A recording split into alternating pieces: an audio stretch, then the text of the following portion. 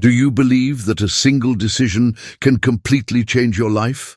Marco, an arrogant millionaire who believed he had everything, saw his world turned upside down when he crossed the path of Clara, a simple woman with an unshakable spirit. What began as a disastrous meeting on a train ended up revealing secrets, betrayals, and an unexpected second chance to find love and start a family.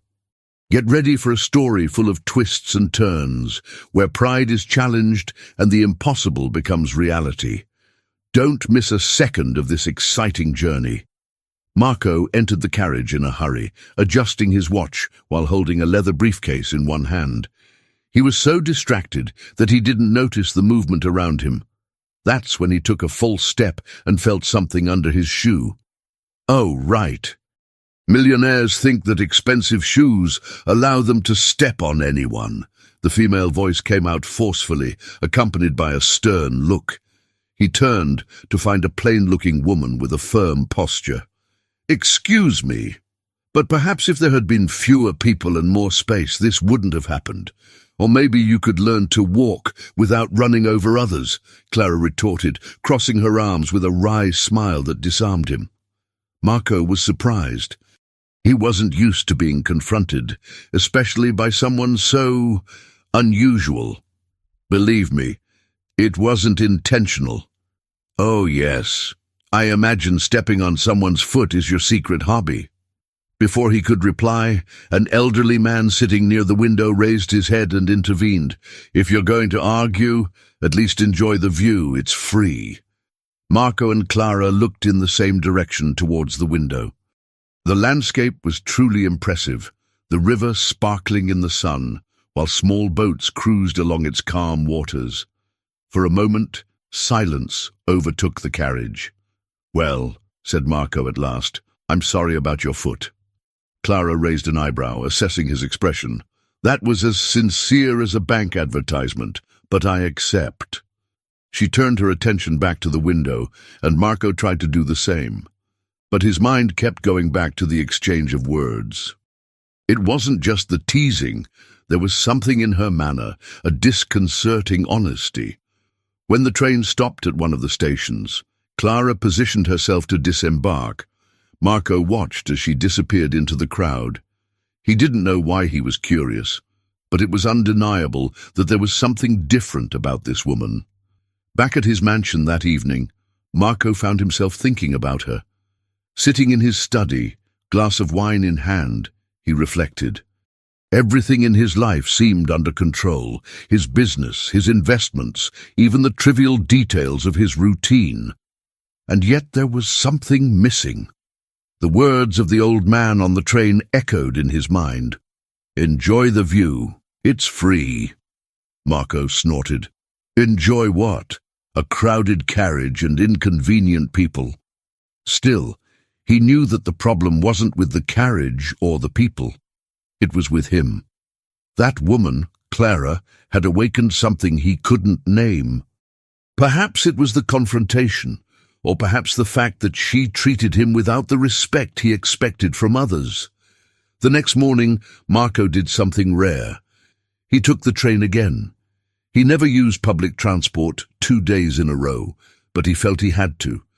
As soon as the carriage started to slide down the tracks, he looked between the faces. But Clara wasn't there. There was, however, the old gentleman. He was sitting in the same place, with the same calm look on his face. As Marco passed, the man raised his head and said with a slight smile, "Looking for something?" Marco hesitated, but answered, "No, just enjoying the view." The man laughed softly. "Then you're on the right track." Marco didn't reply. He stood looking out of the window. The train continued its route along the coast, and the sun shone on the waves of the sea. He knew there was something in that interaction, something he was trying to understand. For the first time in a long time, Marco allowed himself the idea that maybe it was time to do something different, to break down the barriers he himself had built. and with that in mind, he vowed that if he had another chance to meet Clara, he would face her with more than formal apologies. Maybe, just maybe, she was the key to something he didn't even know he was looking for.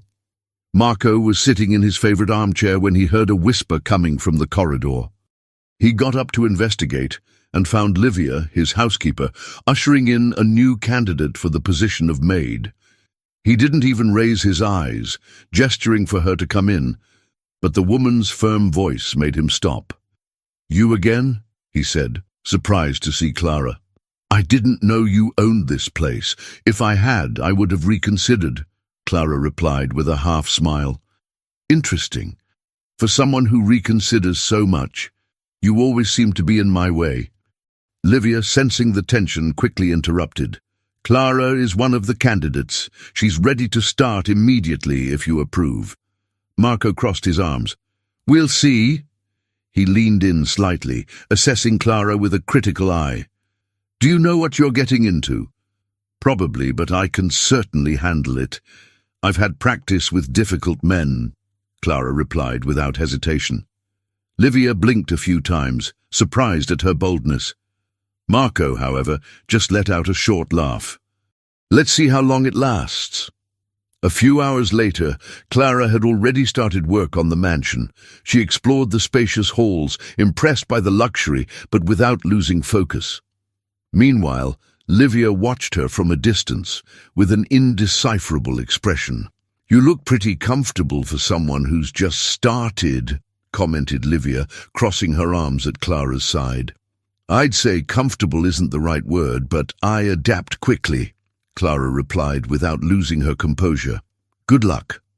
"Mr. Marco is not easy to please, and this house, well, it demands a level that not everyone can reach," said Livia, with a tone that mixed warning and superiority.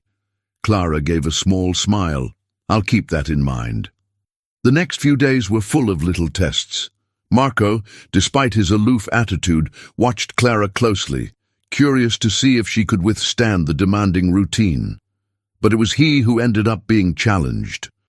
One afternoon, while Clara was cleaning the office, Marco rushed in and tripped over a chair. "Maybe you should pay attention to your surroundings," she commented, without even looking at him. "You always have a comment on the tip of your tongue, don't you?" Marco retorted, trying to hide his irritation. "It's part of the package." Despite his provocations, Clara was gaining ground. Marco couldn't ignore the fact that there was something about her honesty and sharp humor that disarmed him. But not everyone was happy with her presence. Livia, increasingly annoyed by Clara's growing influence, began to plant venomous little comments. "Did you know that Marco prefers perfection?" said Livia in a casual conversation. "It's not easy to reach his standards, and well, not everyone fits in here." Clara arched an eyebrow. "Well, I didn't come to please the house. I came to do my job." Livia hid her displeasure with a cold smile. "We'll see." Livia's opportunity came sooner than she expected. One late afternoon, Marco had an asthma attack in the hallway. He was alone when Clara appeared with a service trolley. "Are you all right?" she asked, dropping the tray when she saw his expression. He tried to push her away, but his difficulty breathing was evident. "Stay away. I'll sort it out myself," he said between panting pauses. Clara ignored him, stepping closer. "Solve what? Pass out here in the corridor? No chance." She looked around, found the inhaler on a nearby table, and handed it to him. Marco inhaled quickly, gradually catching his breath. "Better now?" she asked, her hands on his waist. He nodded, still recovering. "You didn't have to do that." "Oh, of course, because the millionaire here could very well help himself. Don't thank me, it was a pleasure." Marco let out a short laugh, surprising even himself. "You're impossible." "Yes, but I'm also efficient," Clara replied, picking up the tray and walking away with a smile. As Marco watched her walk away, he realized that there was something different about her, something he couldn't ignore. Livia was passing through the hallway when she heard laughter coming from the kitchen. She approached, discreetly and saw Clara chatting animatedly with other employees. She pressed her lips together in irritation. The new maid was already attracting too much attention, and that was something Livia couldn't tolerate. Later, Livia called her in for a private chat. "Clara, I have something important for you to do. Mr. Marco is going through a sensitive time, and I want you to take care of a special project for him, something that shows your dedication." Clara crossed her arms, suspicious. "Right. What would it be exactly?" "He wants to give his room a little makeover. Something delicate and subtle, but with childish touches. I think he's exploring ideas about what a family environment would be like," said Livia with a rehearsed smile. "Childish?" repeated Clara, frowning. "Yes, something symbolic. You could put some cushions in pastel colors, a pretty picture, the kind of thing that inspires hope. I'm sure he'll appreciate it." Clara hesitated, but the determination in Livia's gaze seemed unquestionable. "All right, I'll take care of it." The next day, Clara set to work. She chose items carefully, combining soft colors and small details that conveyed tenderness. She added a picture of a father holding his baby, cushions in light blue and pink, and a light perfume with a child's scent. As she adjusted the curtains, she couldn't help feeling that something seemed out of place.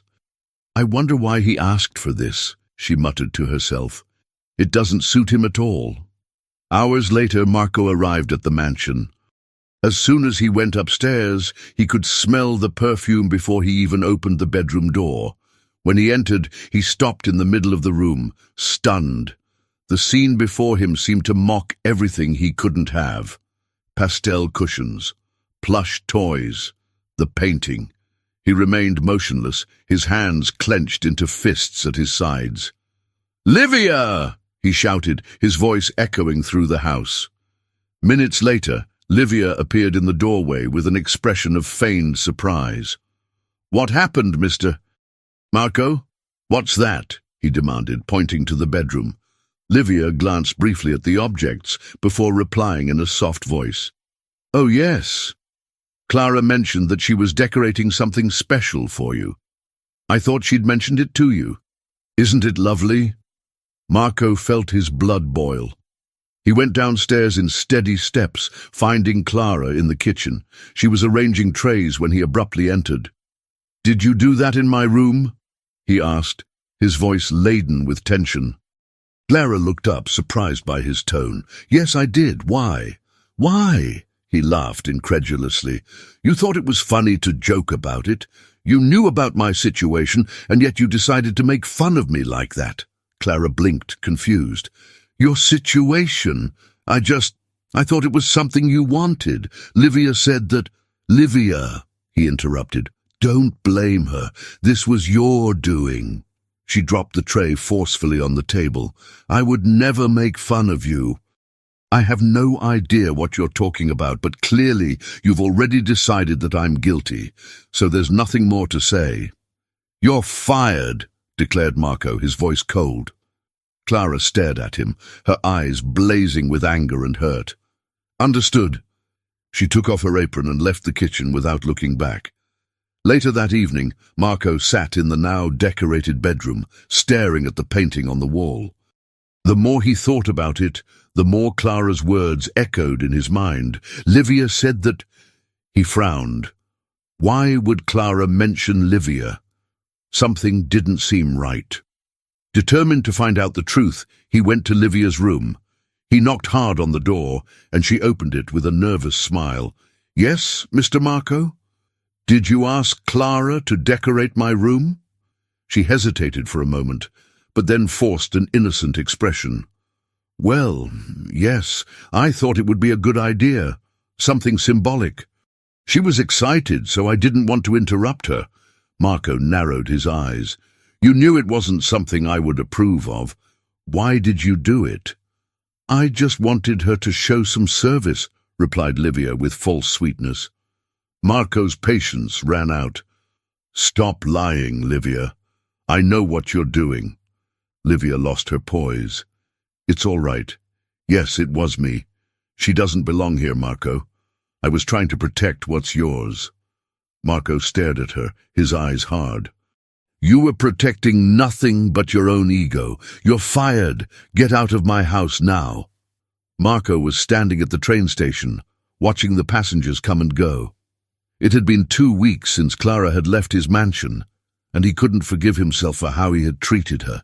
In his mind, her words still echoed, "I would never make fun of you." Just as he was about to give up and go back to his car, he saw her. Clara was walking with 2 boys by her side, one holding each hand. They were both laughing, while she said something that clearly made them happy. Marco stood still for a moment, processing the scene. Then he hurried up and got on the train behind her, passing other passengers until he was just a few meters away. "Clara?" She turned around in surprise. For a moment she couldn't believe it. "Marco, what are you doing here?" He took a deep breath, trying to find the words. "Looking for you. I need to talk to you." Clara arched an eyebrow. "After kicking me out of your house. I'm listening."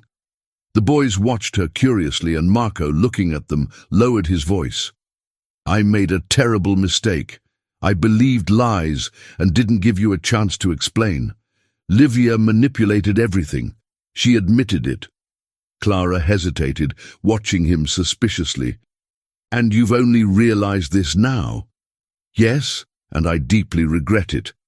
But that's not all, Clara. There's more." She crossed her arms. "I'm listening." Marco knelt on the floor of the train, ignoring the stares of the other passengers. The boys giggled, finding this unusual. "Clara, since you left, I've noticed that my house is emptier than ever. Not because of the decorations or the things you did, but because you weren't there. You brought something into my life that I didn't even know I needed." He looked at the boys and smiled. "And I think those two too." Clara turned red. "Marco, you're in the middle of a crowded train." "I don't mind." He looked straight into her eyes. "Clara, you saved me more than once, and I want you to know that I'm no longer the man you met in that carriage.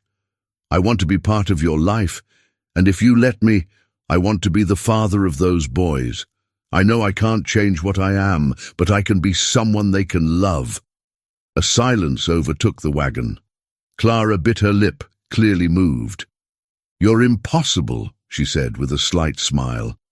"And efficient, remember?" She let out a short laugh and looked at the boys, who were watching her expectantly. Finally she sighed. "If they accept, I will too."